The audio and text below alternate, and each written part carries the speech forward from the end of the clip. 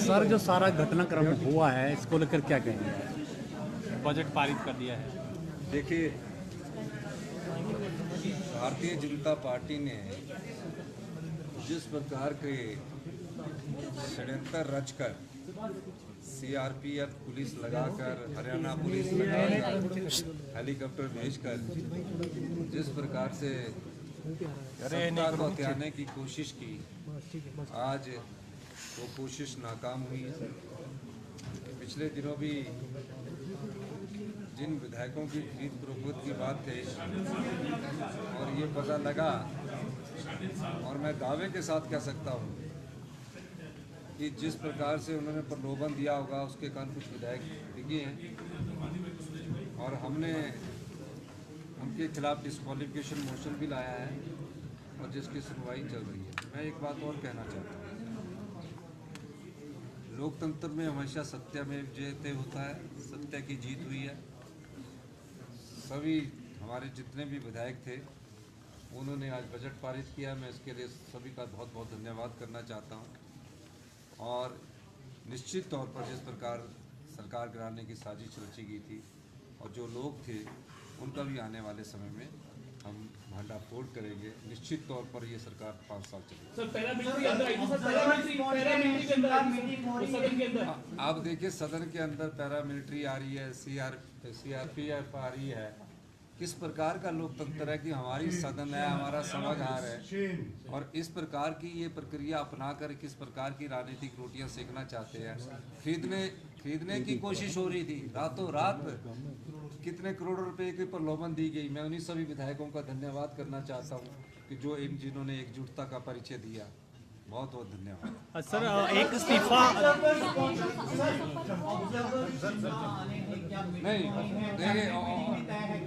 नहीं, ऑब्जर्वर जो आए थे वो हमारे जो ये संकट था, जिस संकट के लिए उन्होंने उनको बुलाया था कि इस संकट से निपटने के लिए वो सभी विधायकों से बात करें, इस सिलसिले में ऑब्जर्वर आए थे।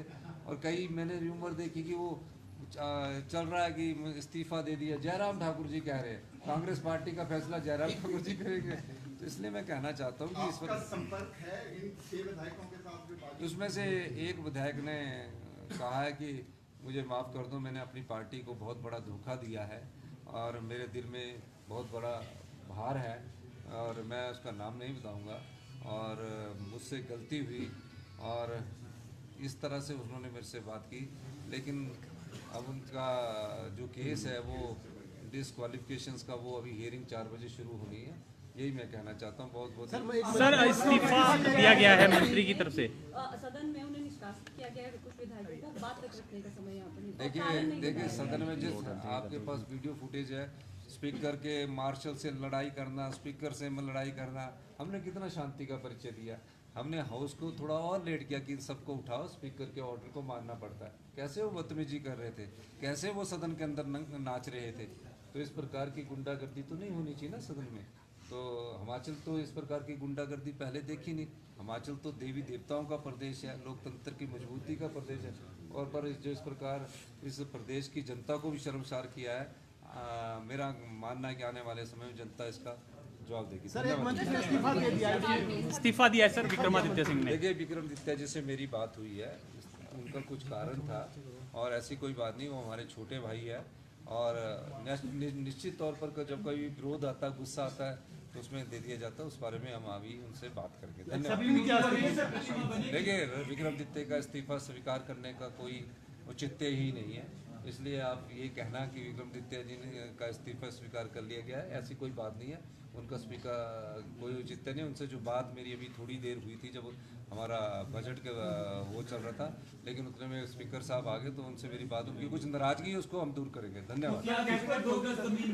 अभी कैबिनेट की बैठक नहीं है, क्योंकि कैबिनेट की बैठक कल होगी। ठीक है, धन्यवाद।